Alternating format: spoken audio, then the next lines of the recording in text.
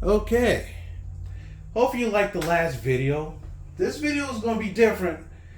Well, actually, it's kind of a little bit more of the same. These are books, comics that I found at my dad's house that wasn't destroyed. So, what you're seeing is a collection that's basically stems from like the 70, from the pretty much from the late 70s to the mid 90s. There were some books in the last one that wasn't from the 70s that survived. This one, I don't think anything from that earlier time period survived. I think this is all 80s goodness. So, without further ado, let me start it off.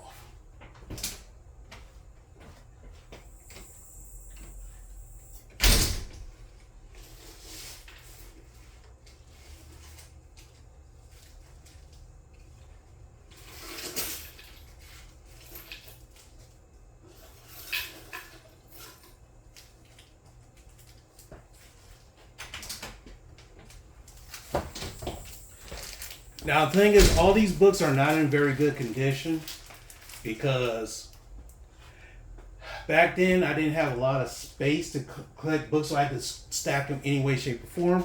So let's see what we got. We're starting off with a banger right here. X-Men versus Avengers, 4-part limited series. This is a very, very, very awesome story. If you ever get a chance to read this, I suggest you do, because this ties into New Mutant something, I forgot. But this is when after this he takes over the leader of the X-Men after Saber goes away. Oh, this is number 4. Dang it! Here's number 1. Oh, okay. So what I did back in the day to save on space and everything. So I got 1, 2, and 4 of X-Men versus Avengers. Somehow I'm missing 3. But then again, hey, remember, if you remember, these are some stuff that survived. In actuality, I tried to find this again for a decent price so I can get all of them. Trying to, but that's fine. All right, so here we go. Now, as most of you know, I'm a big G.I. Joe fan. I was a big fan of the cartoon. And you notice I collect G.I. Joe classified figures now. You know it. So this is really, really interesting. Because originally I was trying to collect the whole G.I. Joe run. I said to myself, I'm going to collect the whole G.I. Joe run. Then I saw issue number 1 for $100. I was like, maybe, okay, that's doable. And then what happened was I did some more research, like the issue 155, which is the last one. It's like going for close to $200. I was like, maybe not. But anyway, here's G.I. Joe number 40. 36. Now, guess what? These are not going to be in order. Trust me. These been in my garage, so, if it's like super hot, I don't want to be out there. If it's super cold, I don't want to be out there either. G.I. Joe Special Missions, which was like an awesome series. Number 3. Oh, how many of you like Teenage Mutant Ninja Turtles? And when I say this, I'm a big Teenage Mutant Ninja Turtles fan. And there's a caveat to that. 1, I'm a big fan of the Mirage line. What y'all call the real Turtles. That's when they were kind of violent.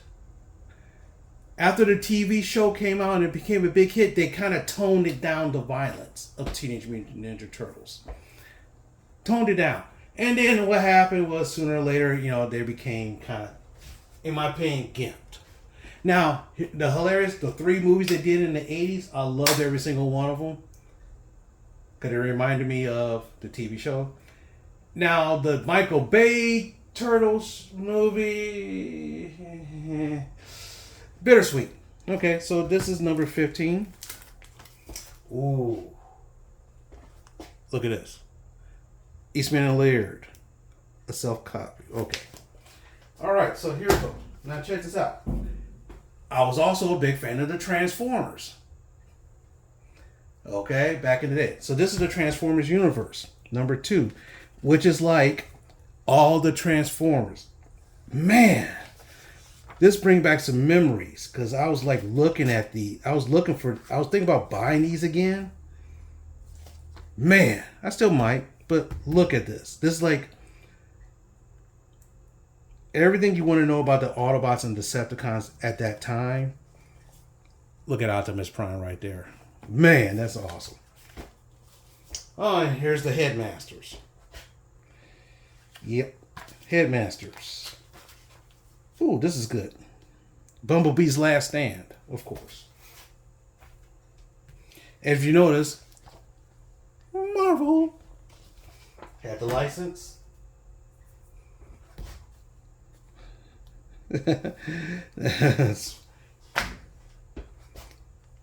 This I love this. I love this showing him blowing up their own Autobots. Jetfire, besides Optimus Prime, Jetfire was one of my favorite Autobots.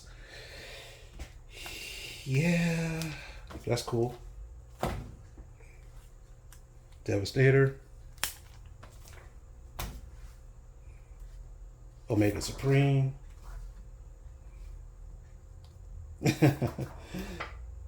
Yes, some of these are not bad. Some of these are not bad for some strange reason. Don't ask. Don't ask. What is this? Remember I told you about Teenage Mutant Ninja Turtles. After the TV show came on a big hit, Archie Comics got the license to create a kids version of it. So this is the kids version.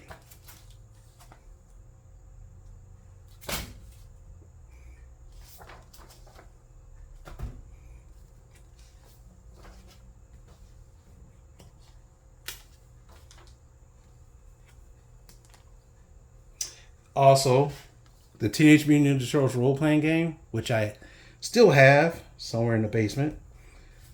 I wish I never got rid of the earlier copy, the version 5, 4, or 3. And the reason why, because it had something unique. And then what happens after the cartoon came out and became a big hit, they had to revamp the whole game because it talked about something naughty.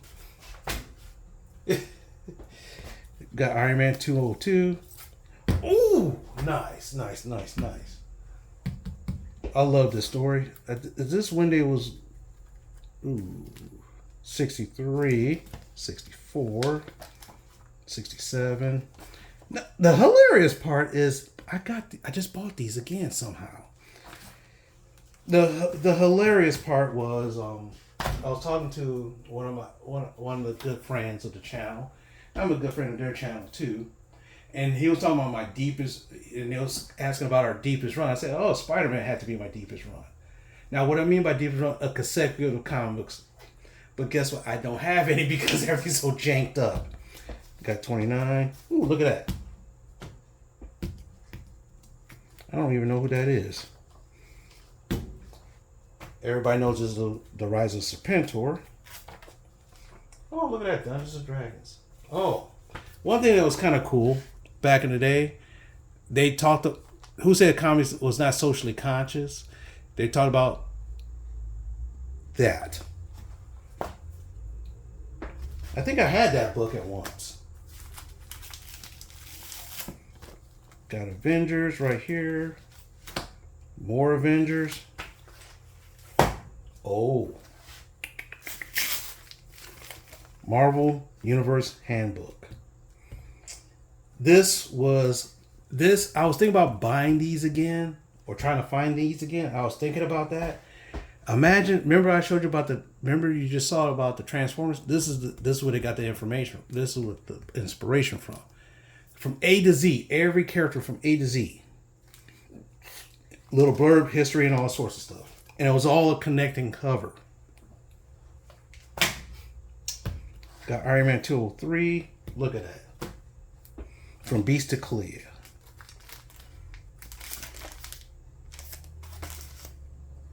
Cloak to Dr. Octopus. Doctor Strange to Galactus. Gardner to the Hulk. Wow. Oh, I'm missing number 6.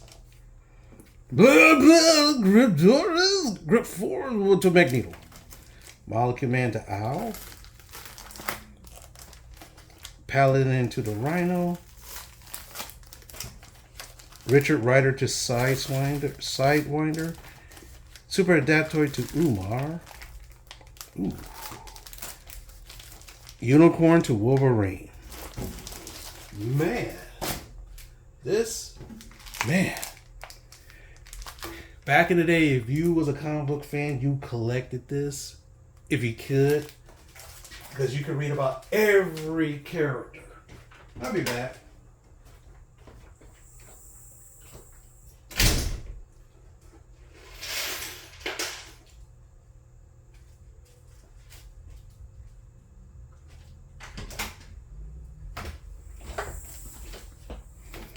Got more G.I. Joe goodness right here. Now, mind you, well, I got a lot of books in here because I was trying to save money on bags. So we got G.I. Joe 78, 77. Yearbook number 3. Oh, shit. The reason why I'm laughing because I just bought this recently. Oh my gosh. I just bought that recently. Whew. Man.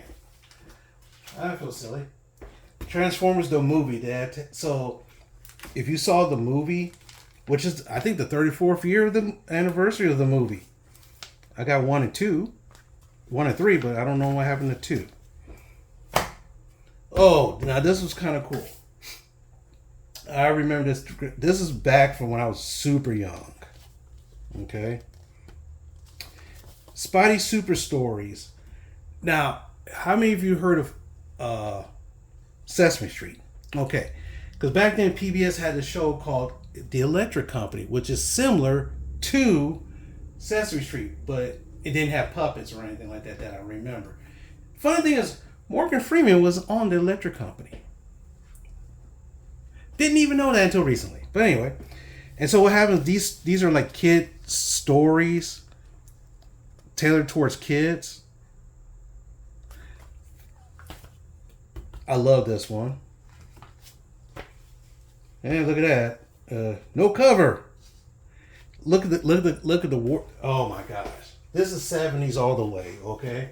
This is 70s because you can see, look at that stuff. Look at that. Oh, what's this? G.I. Joe 58. Okay, Cobra Reborn. 45. One of my best G.I. Joe covers ever. 53. And the funny thing is, I just picked this up again recently. Man, oh man. You know what? Maybe I should have went down and cataloged all the stuff I had. That way I know not to buy doubles and triples of it. But oh well, that's the fun. Or the Many Ghosts of Dr. Graves.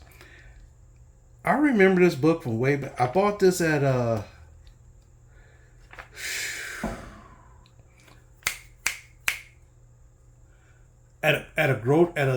we call it, it's not a grocery store, but we call it a corner store in the hood. It's basically a store on the corner where that sells like beer, liquor, cigarettes, food items, and at the time, comics. G.I. Joe 62 and 54.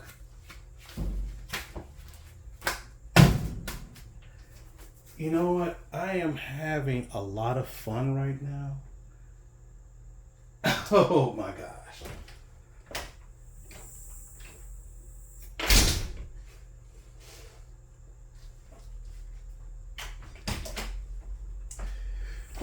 I am having a lot of fun doing this. Because sometimes I can I can remember the time when I actually bought it sometimes. We got Daredevil 243 right here, 244, 245. Yes, I was a big Daredevil fan back in the day.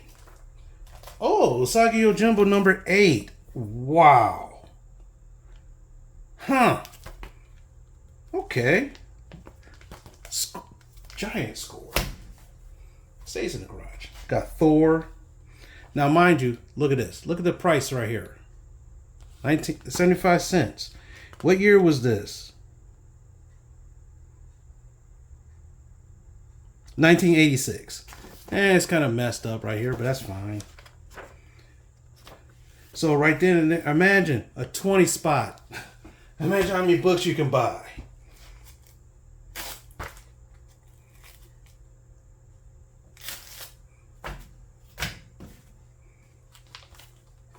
Oh, look at that. Headmasters number 4.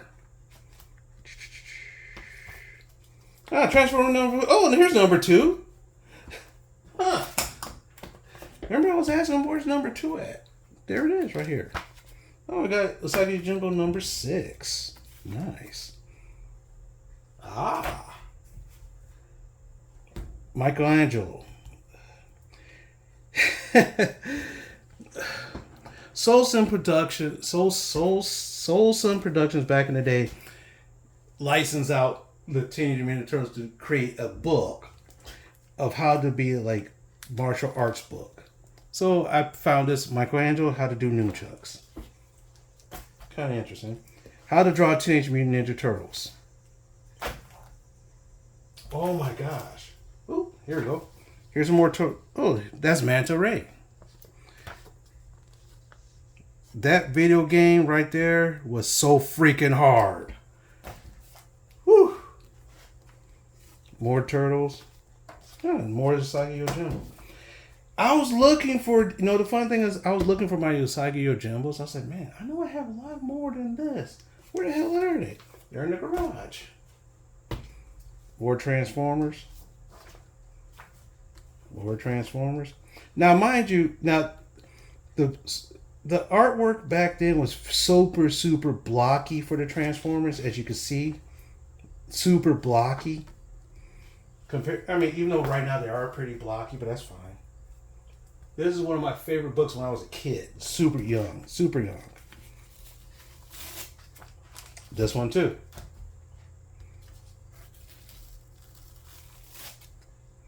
Love this one with Hellcat.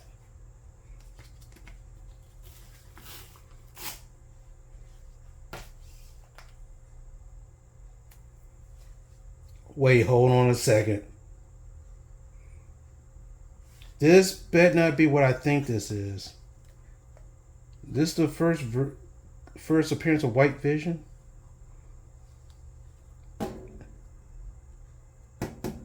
I gotta check. I have to check soon.